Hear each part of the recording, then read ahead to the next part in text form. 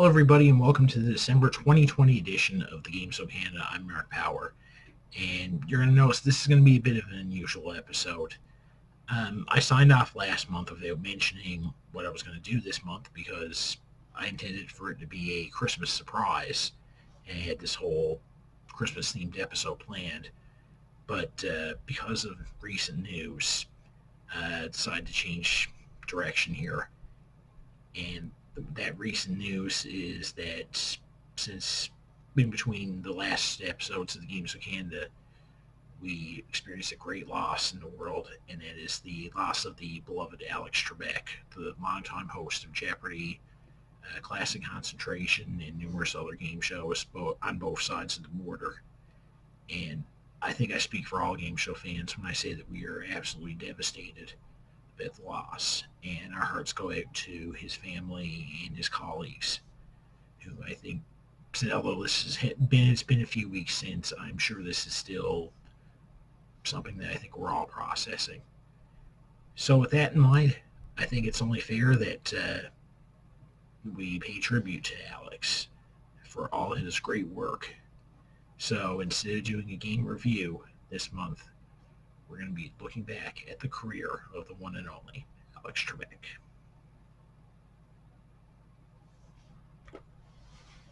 Jeopardy! Alex Trebek! George Alex Trebek, better known by his middle name, began his broadcasting career working for the CBC while completing his degree in philosophy at the University of Ottawa. With CBC, he did everything from reading the news on the radio to covering sporting events on television, from curling to horse racing. His first hosting gig would come in 1963, hosting the first season of CBC's Music Hop, Canada's answer to American Bandstand. From there, Alex ventured into the world of game shows. In 1966, he would host his first quiz show, Reach for the Top, a franchise-based high school quiz bowl that aired on CBC, and Alex would remain with the show for 7 years. In addition, in 1966, he also hosted a daytime board game show called Strategy. Although Strategy was short-lived, he caught the attention of American producers and ventured south of the border in 1973 to host The Wizard of Odds. Episodes of The Wizard of Odds have been lost to time, and little is known about the show at this point. Alex has said, however, his performance on the show wasn't great, but he chalked it up to being green, as they say, but saw it as a learning experience. And his next gig on the Merrill Heater Bob Quigley classic High Rollers would show that he certainly learned from Wizard. High Rollers had two separate runs in the 70s, and there he showed he had become much more seasoned and was blossoming into a terrific host. He was professional when he had to be, interacted great with the contestants and his co-hosts, and was silly in between, especially on the finale. And here's the man with the action, Alex Trebek.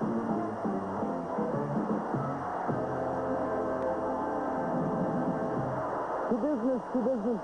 Thank you. 7 or an 8. Many moon comes after 9. In between his stints on High Rollers, he landed his first gig on a show produced by the legendary Mark Goodson, Double Dare. The challenging quizzer tried to bring back isolation booths into game shows, but the format just never really caught on. But it became a precursor to what we would see on Jeopardy. Alex was a serious quizmaster. He built tension well, and he showed a sense of intelligence. During the second High Roller stint, Alex also simultaneously hosted the $128,000 question, a revival of the infamous $64,000 question. This revival was taped in Vancouver and forced Alex to go back and forth across the border, only the second host after Jim Perry to ever simultaneously host a show on both sides of the border. In 1974, Alex would marry his first wife, former Playboy bunny and Canadian TV personality Elaine Collier. When High Rollers ended in 1980, his next gig was Battlestars, a short-lived Hollywood Squares-like celebrity game which lasted for 6 months. And a brief revival called The New Battlestars would soon follow, but it lasted only 13 weeks. Alex showed a lighter side of himself, but unfortunately celebrity-based shows were not his strength. Overall, he was fine, though, and it seemed like he enjoyed the gig. Around this time, Alex also made several appearances as a panelist on game shows. Arguably his most noteworthy one was on Card Sharks in 1980, where he won the Game Show Host Tournament and won over $35,000 for the charity of his choice. Unfortunately, the early 80s were a little bit rough for Alex. While he was hosting Battlestars, he also hosted Pitfall on the north side of the border. And although he put in an A-plus effort there as well, Pitfall was a very troubled production, with its production company Catalina Productions going bankrupt, and as a result, Alex never got paid for his work. He infamously kept the bounced check on a plaque as a souvenir. And it seemed as if Alex did not like talking about that experience in the years that followed.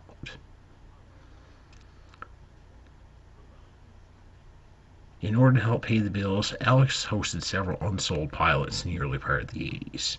A lot of them were real stinkers, like Mama No Mama and the infamous Malcolm. And even the attempted High Rollers remake, Lucky Numbers, all failed to get picked up. But he made the best of it, held on, and in 1984, the big one came. Merv Griffin was looking to revive his 60s quizzer Jeopardy, and offered the hosting job to original host Art Fleming. However, Art turned it down, citing creative differences, which opened the door for Alex to take the role.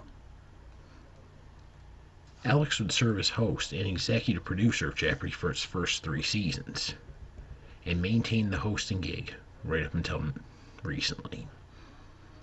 Although it took time, Jeopardy became a massive hit and pop culture phenomenon, and Alex was at the center of it all, with several guest starring roles in film and TV, and Jeopardy was frequently parodied. Hey, Mr. Connery, why don't you pick? Ah, well met. I'll take months that start with Feb, Trebek. For how much? Surprise me, you filthy bastard. In addition to his work on Jeopardy, Alex would pick up other gigs along the way, including a brief stint on To Tell the Truth in 1990, and Classic Concentration, a stint that would last for 4 years. This resulted in Alex becoming the first host to ever helm 3 simultaneous shows in the United States, a feat that hasn't been accomplished since. It did lead to one particularly memorable moment, however, when Alex was forced to leave a taping early as his wife went into labor. As such, legendary producer Mark Goodson would fill in for 2 episodes. This marked a rare occasion of Alex needing a substitute. Alex also revealed in his book that despite this, Mark Goodson still paid him for all 5 shows that week. And that's a class act. In 1990, Alex would marry Jean Caravan, and they would remain together for the rest of his life.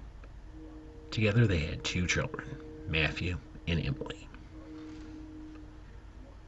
Over his career, Alex received several awards for his work on television.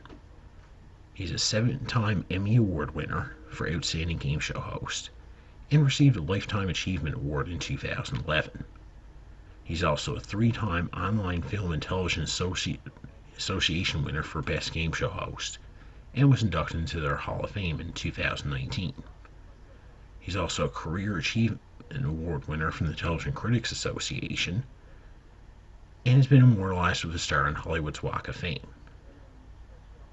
2 years earlier, he was given a star on Canada's Walk of Fame, making one of only a handful of stars to be featured on both Walks of Fame. He has also received an honorary degree from his alma mater at the University of Ottawa, as well as a key to the city, and being named an officer of the Order of Canada, and a recipient of the Americanism Award from the Daughters of the American Revolution. He's also been recognized by the Guinness Book of World Records as having hosted more episodes of the game show than anybody else.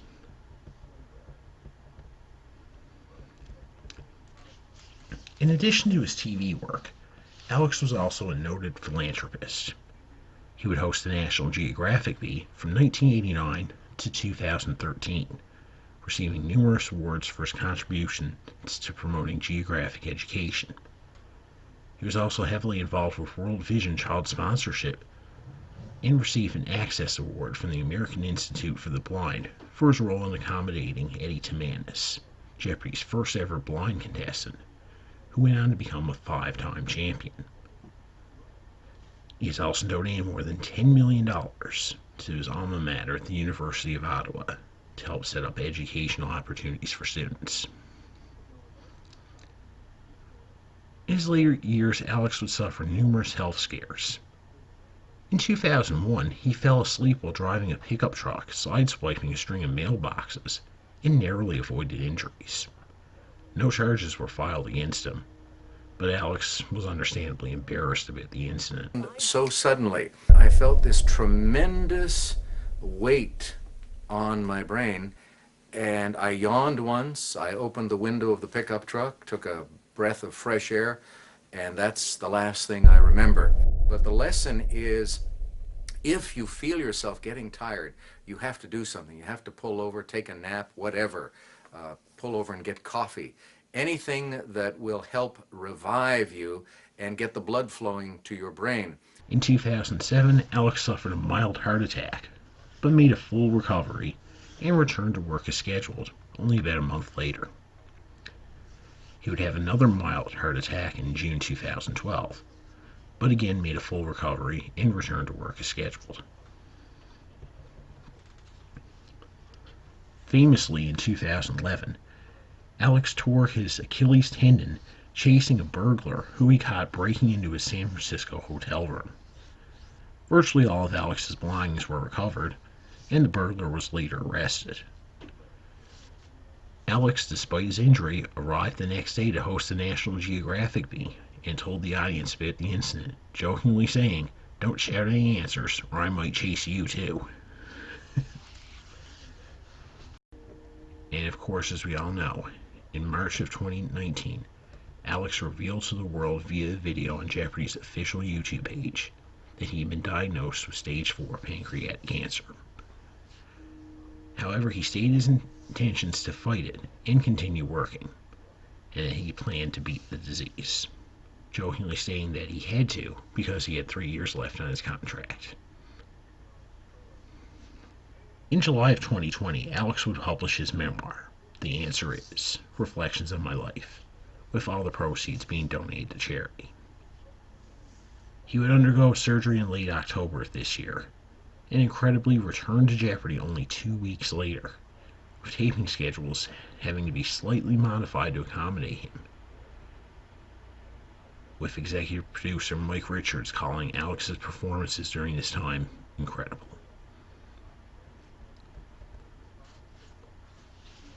Sadly, on November 8th of 2020, despite an incredible effort, Alex would pass away after battling with cancer for 18 months.